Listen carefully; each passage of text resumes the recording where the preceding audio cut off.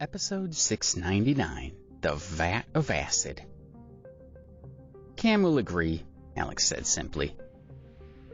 He poured a cup of coffee for Sawyer and then said, "By doing this, I hope to halt the momentum of the demon sect, and also the Thornton family, so that they lose some of their arrogance." He shook his head as he continued. Cam has become a man with incredible foresight and a cunning streak. He worries about the younger generation in his gang, so he wants to keep me happy. What's more, he hopes that the demon sect can keep an eye on us to see if we have a fatal flaw or something else of value or interest. Therefore, I think he'll be willing to let his nephew come to monitor us. His eyes twinkled.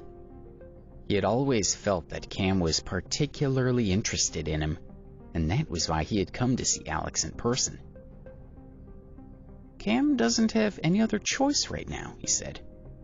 "Although the demon sect is powerful, they're not stupid enough to fight us. They've been around for a long time and have a long history of wisdom. They're not hot-headed youths who rush to attack." Sawyer smiled, but he seemed worried. "Then why do we want one of their spies with us?" he asked. "Aren't you worried that he could discover our secrets and betray us at any time?" "Cam will have no power over the man," Alex said. "We'll be in control, so we don't need to worry about him. I want to take one of Lackland's young men and train him in our ways. He can drive for me, and he can act as security at the clinic. I simply want to cultivate a rebellious factor from within the demon sect." He glanced at Sawyer and asked, "You said that the younger members of the demon sect will not have any resentment against the Fitzroy family, correct?" Sawyer thought for a moment and then nodded. "Yes. I think that Lackland will be more than happy to sacrifice one of his kids rather than dealing with us directly." Eventually, Alex left to get some rest, and Sawyer watched him go. He quietly murmured to himself, "Alex will be the master of the Rumble Club soon enough." Alex didn't care who the demon sect would send to be his driver. He focused instead on his golden health powder. He and Marianne built the infrastructure as quickly as they could, and then they let the R&D personnel start to prepare samples. At the same time, Alex began to look for a reputable legal team to help them. Once the product was launched, there were bound to be numerous problems, which they would need a strong legal team to deal with. The whole project was developing rapidly and relatively smoothly in the direction that both Alex and Marianne had expected. One evening near dusk, Alex was heading back to the clinic from the lab when he heard several screams coming from an abandoned building. As soon as he turned into a nearby parking lot, he saw a gaping doorway into an abandoned chemical plant. Several ferocious-looking men were dragging a middle-aged man into it. The middle-aged man was wearing a torn suit. His face was covered with blood, and his expression was distressed. Alex looked more closely at the man and realized that he knew him. "What's Fabian doing here?" he wondered in both surprise and concern. "Do you know how much trouble you've caused us because you talk too much?" one of the men asked Fabian. "Do you know how much money's been lost?" "Tens of thousands," one of the other men snarled. "Now you've gone and lost even more," the first man said as he sneered at Fabian. "And now look where you're at. Do you think it was worth it?" "Your wife and daughter are gone, and so is your money, leaving only your so-called innocent reputation," said another man. A man with a beard kicked at Fabian with the tip of his foot. Anger and contempt filled his eyes. "You deserve this. You can't blame anyone else." "Please, don't touch my wife and daughter," Fabian cried. "They have nothing to do with this. You sons of bitches, release my family, or the police will never stop hunting you." The man with the beard snorted. "You made the boss very angry, and your death alone's not enough. Your family will also pay the price." They tugged Fabian further into the building. "There's a nice vat of acid here that'll act as your grave. Don't worry, you won't suffer for long.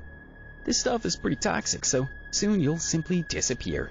Your body will melt away, and the police and their dogs will never find any trace of you." "Please, I beg you, don't do this." Fabian shrank back and made his body go limp, making it harder for the men to drag him through the building. "You can kill me, but you can't kill my wife and daughter. They're innocent. If you leave them alone, I'll go with you peacefully." "Sorry, there's nothing I can do about that. Orders are orders," the first man said nonchalantly as he tugged Fabian closer to the vat of acid. "Stop!" Alex yelled from behind them. The men froze, and then they all turned to look at him. Alex rushed forward as he shouted, "Fabian was already punished by the rule of law, and now your family is punishing him for not taking bribes? How dare you?" When Fabian saw Alex, his look of relief was profound. But the men holding him were not as easily impressed. When their leader looked around and confirmed that Alex was alone, his eyes turned cold, and without any hesitation, he ordered, "Kill him!" 3 fierce men rushed at Alex like wolves. As soon as Alex raised his left hand, a stone on the ground flashed by, just like a flash of lightning. Before the bearded man could even raise his dagger, the stone smacked him in the forehead, and he fell backward, groaning in pain. Then Alex balled his fists and readied himself as 2 more men rushed at him. Before they knew what had hit them, they fell to the ground unconscious. The remaining thugs milled around for a moment, thinking about running away, but Alex didn't give them the chance. Soon they were all on the ground, either knocked out or rolling around in pain. They wouldn't give him any more trouble. Alex turned to Fabian and asked, "Are you okay? Did you get hurt?" Fabian groaned. He was injured, but he still only had thoughts of his family. He stared at Alex and said, "It's you." He grabbed Alex's arm. "Alex, please help me. Save my wife and child, I beg you." He trailed off as he choked up with emotion. He cleared his throat and tried again. "Even if I die, I need to know they'll be okay. They're in danger. Go and save them." Looking at him, Alex patted his arm comfortably as he took out his phone. He said, "It's okay. I'll call the police and—" "It's no use calling the police," Fabian interrupted. "The Wheelers have them." His breathing was hard, but his expression was keen and serious. He had been litigating for half of his life, and he had dealt with numerous special cases. Most of them had resulted in great victories. He had always been good at his job, but he had never let it go to his head. "Well, I'll help you get them back," Alex said quietly.